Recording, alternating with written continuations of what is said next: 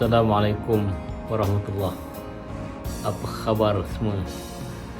Semoga sentiasa sihat.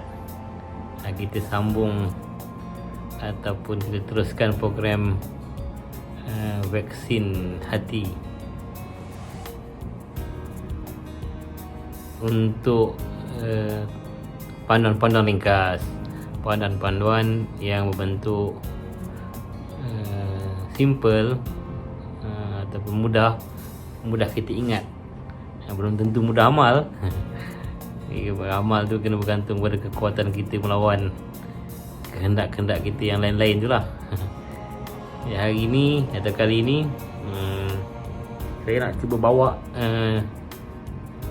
cerita ataupun bawa satu tajuk berkaitan dengan tugas kita sebagai hamba Allah dan khalifah Allah. Nampak macam berat kan? Kita cuba ringankan.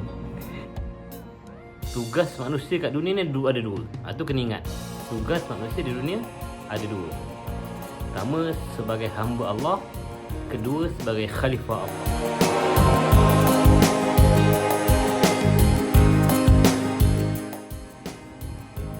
Ayat Quran memang ada dalil tentang itu tentang hamba Allah ni. Allah sebut wa ma khalaqtul jinna wal insa illa liya'budun. Tidak aku jadikan jin dan manusia kecuali untuk beribadah padaku, menjadi hamba-Ku.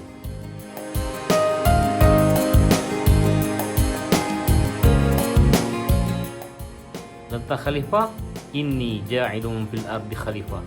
Sesungguhnya aku menjadikan atau ingin mencipta seorang khalifah. Aku menjadikan seorang khalifah di muka bumi, itu Nabi Adam dan seterusnya keturunannya.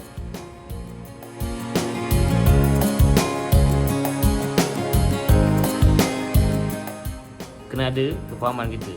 Manusia ni diturunkan ke muka bumi ni sebagai hamba Allah dan khalifah Allah. Sebagai hamba Allah, apa tugas dia? Sebagai hamba Allah, tugas dia merasakan diri dia tu hamba.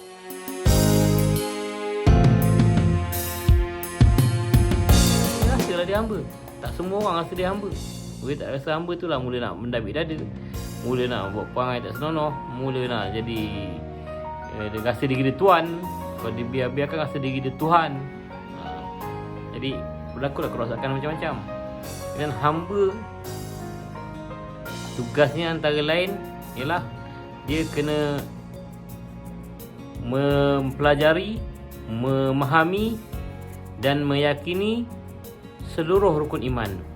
Rukun iman yang 6 tu dia kena pelajari, kena fahami dan kena yakini.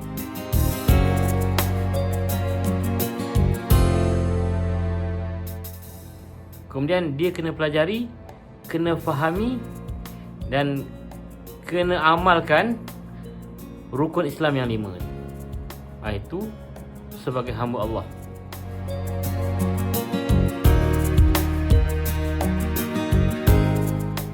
Yang ini dia kena beribadah kepada Allah. Rukun Islam yang 5 tu merangkumilah semua ibadah. Dan dia kena jadikan seluruh hidup dia tu sebagai ibadah, dengan menempuh 5 syarat. Ini kita akan bincangkan kemudian. Jadi seluruh kehidupan kita tu kita usahakan jadi ibadah. Baiklah, tentang tugas sebagai hamba ni, yang 5 syarat menjadi ibadah ni kita tangguhkan. Kita nak ambil tugas sebagai khalifah pula. Tugas sebagai khalifah, dia kena laksanakan hukum hakam Allah. Hukum hakam Allah.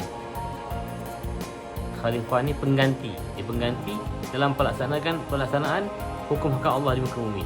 Kita kena laksanakan seluruh hukum Tuhan di atas muka bumi ni.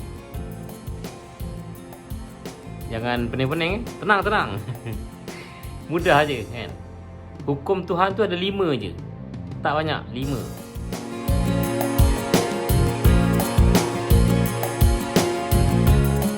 Wajib, sunat, haram, makruh, harus.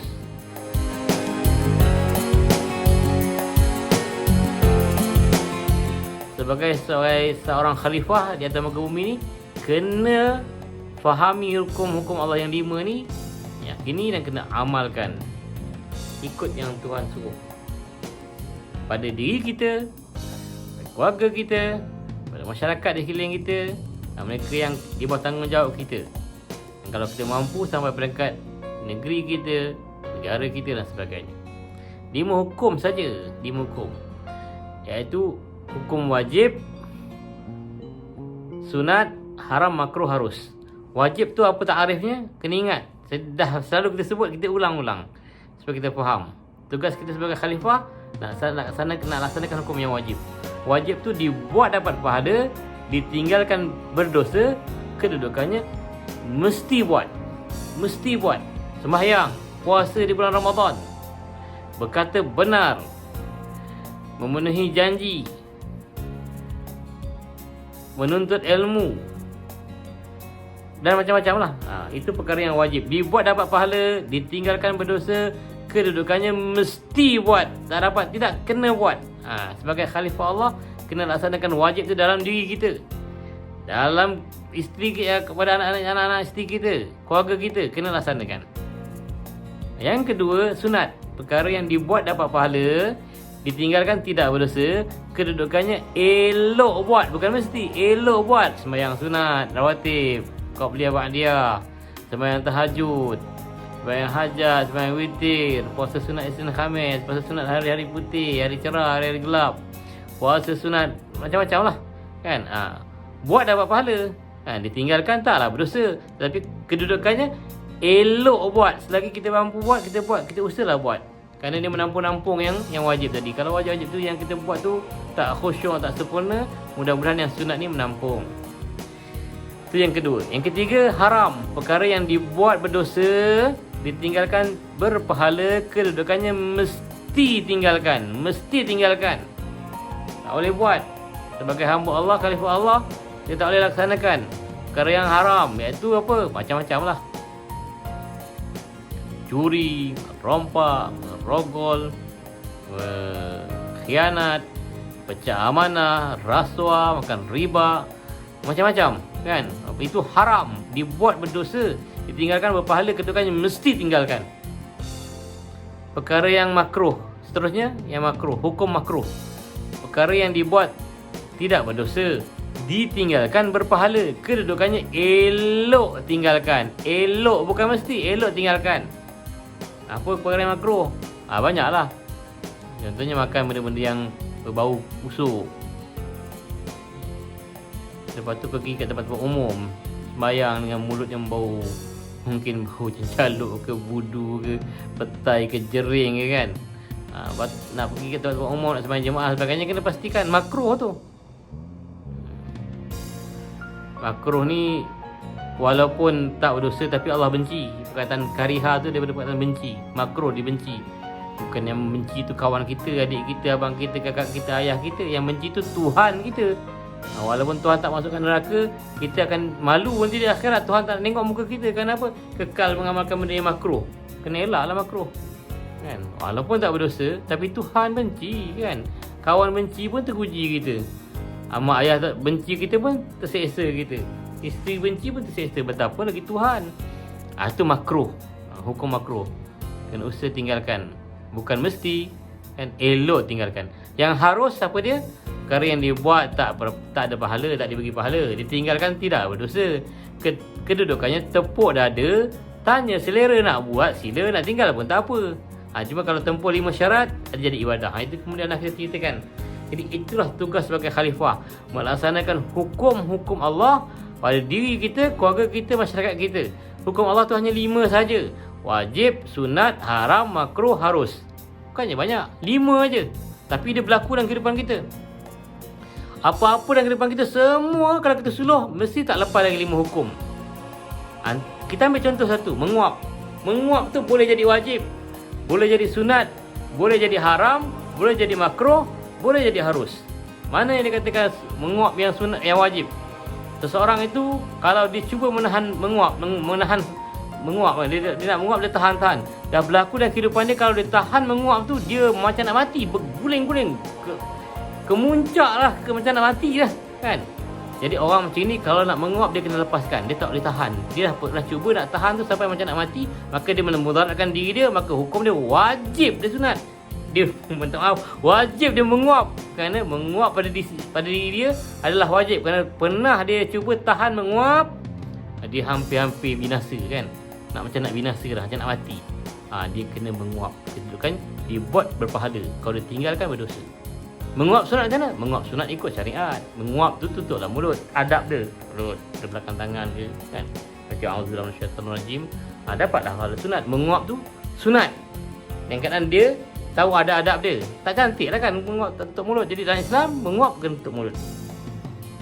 Yang dikatakan menguap yang haram macam mana? Kita kena menguap, kita hala kat muka orang.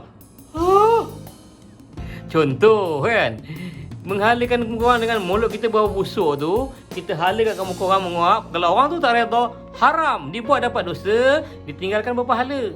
Kecuali kalau dia buat kat isteri dia dan isteri dia redha, tu lain lah kan. Menguap menghala kat isteri dia, alhamdulillah, indahnya. Itu pelik sikit lah isteri tu kan. Taklah berdosa. Cari, tapi kalau dia tak redha walaupun isteri, berdosa kita. Menguap yang makruh macam mana? Ketika menguap tu tak ikut ada adab dia, menguaplah seluas-luasnya kan, tanpa tutup mulut. Menguap bodoh kan.